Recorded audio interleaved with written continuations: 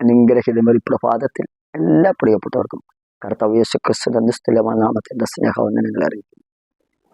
മനോഹരമായ പ്രഭാതത്തിൽ വിശുദ്ധ തിരുവെഴുത്തിൽ മീഖ പ്രവാചകന്റെ പുസ്തകം 7-ാം അധ്യായം 7-ാം വാക്യം നാം ഇങ്ങനെ വായിക്കുന്നു. ഞാനോ യഹോവയിലേക്ക് നോക്കും, എൻ്റെ രക്ഷയുടെ ദൈവത്തിന് കാത്തിരിക്കും, എൻ്റെ ദൈവം എൻ്റെ പ്രാർത്ഥന കേൾക്കും. നമുക്ക് വളരെ സുപരിചിതമായ ഈ വാക്യങ്ങൾ നാം ചിന്തിക്കുമ്പോൾ ഇവിടെ എങ്ങനെ കാണുന്നു? ചുറ്റും ഇരുൾ വ്യാപിക്കുന്നതായി മീഖായ്ക്ക് അനുഭവപ്പെട്ടു. ഇനി എങ്ങോട്ട് നോക്കാനാണ്? പ്രകാശകിരണങ്ങൾ വാനവരിലല്ലാതെ മറ്റെങ്ങുമില്ല. താൻ ഒരു തീരുമാനത്തിൽ എത്തിച്ചേരുന്നു.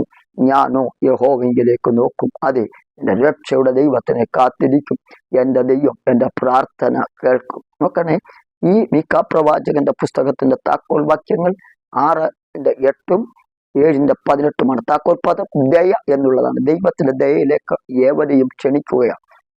നമുക്കറിയാം, 1, 2, 3 അധ്യായങ്ങൾ ന്യായവിധി പ്രവചിക്കുന്നു.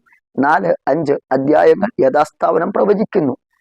6, 7 അധ്യായങ്ങൾ മാനസാന്തരത്തിലേക്ക് അവരെ ക്ഷണിക്കുകയാണ്.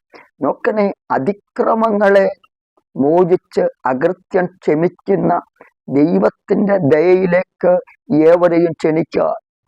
ജനത്തിന്റെ പാപത്തെയും പിന്മാറ്റത്തെയും വെളിപ്പെടുത്തി അത് ദൈവത്തിന്റെ ദയയിലേക്ക് അവരെ ക്ഷണിക്കുകയാണ്. അതുകൊണ്ട് വ്യക്തിപരമായും സാമൂഹ്യപരമായും ഈ ദയയിലേക്ക് കടന്നു വരുവാൻ ഏവരെയും ആഹ്വാനം ചെയ്യുക. ഈ മനോഹരമായ പ്രഭാതത്തിൽ നമ്മുടെ ജീവിതത്തിന്റെ സകല കുറവുകൾ, തെറ്റുകൾ, കുറ്റങ്ങൾ, പരാജയങ്ങളെ നമുക്ക് മനസ്സിലാക്കി അതിനെ ഉപേക്ഷിച്ച് ദൈവത്തിന്റെ ദയയിലേക്ക് മടങ്ങി വന്നാൽ ദൈവം നമ്മെ അനുഗ്രഹിക്കും, ദൈവത്തിന്റെ ദയമേൽ വെളിപ്പെടുത്തും. ഇതാണ് ഈ പുസ്തകത്തിൽ കാണുന്നത്. നമുക്കറിയാം, ഒരിക്കൽ ഇതാ യഹൂദ രാജാവായ യഹോശാഫാത്ത് തനിക്ക് നേരെ കടന്നു വരുന്ന ഒരു വലിയ 3 രാജ്യങ്ങൾ ഇതാ ഈ സൈന്യത്തിനെതിരെ തനിങ്ങനെ പറയും, സമൂഹത്തിന് നേരെ എതിർത്ത് നിൽക്കുവാൻ ഞങ്ങൾക്ക് ശക്തിയില്ല, എന്ത് ചെയ്യണമെന്ന് ഞങ്ങൾക്ക് അറിഞ്ഞുകൂടാ, എങ്കിലും നിങ്ങളിലേക്ക് ഞങ്ങൾ കണ്ണുകൾ ഉയർത്തുന്നു.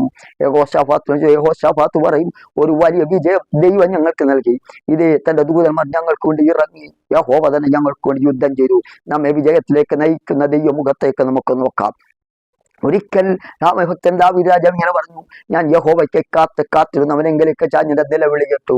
അതേ ദൈവത്തിങ്കിലേക്ക് നമുക്ക് അടുക്കാം, ഇതാ കാത്തിരിക്കാം. നമ്മുടെ നിലവിളി കേട്ട് നാശനമെ കുഴിന്ന് ജയത്തിൽ കയറ്റി ഹാലലുയ നമ്മെ അനുഗ്രഹിക്കുന്ന നല്ല ദൈവത്തിങ്കിലേക്ക് നമുക്ക് തിരിയാൻ, നമുക്ക് കാത്തിരിക്കാം. എബേസ് ഒരിക്കൽ പ്രാർത്ഥിച്ച പ്രാർത്ഥനയുടെ അവസാന ഭാഗം ഇങ്ങനെ താൻ പറയുന്നു, താൻ അപേക്ഷിച്ചതിന് ദൈവം നൽകി. അതെ ആമെ പ്രാർത്ഥിക്കാം. നാം അപേക്ഷ നൽകുന്ന ദൈവം, അതേ ദൈവത്തിന്റെ ദയ വലിയതാണ്. ഈ ദയയിലേക്ക് നമുക്ക് കടന്നു വരാം. ആ ദയ വലിയതാണ്. നമ്മുടെ മേൽ ആ ദയ വെളിപ്പെടാൻ പോവുക. ഏൽപ്പിച്ചു കൊടുക്കുക. മനോഹരമായ പ്രഭാതത്തിൽ ഈ മീഖാ പ്രവാചകനെ പോലെ യഹോവയിലേക്ക് നോക്കാം, രക്ഷയുടെ ദൈവത്തിനെ കാത്തിരിക്കാം, പ്രാർത്ഥന കേൾക്കുന്ന ദൈവത്തിന്റെ അടുക്കിലേക്ക് ചെല്ലാം. ദൈവവചനം മൂലം അനുഗ്രഹിക്കും, സഹായിക്കും ചെയ്യട്ടെ. എല്ലാ പ്രിയപ്പെട്ടവർക്കും ഒരിക്കൽ കൂടി എന്ന വന്ദനത്തെ അറിയിക്കുന്നു. ദൈവം നമ്മെ അനുഗ്രഹിക്കും, സഹായിക്കും ചെയ്യുമാറാകട്ടെ.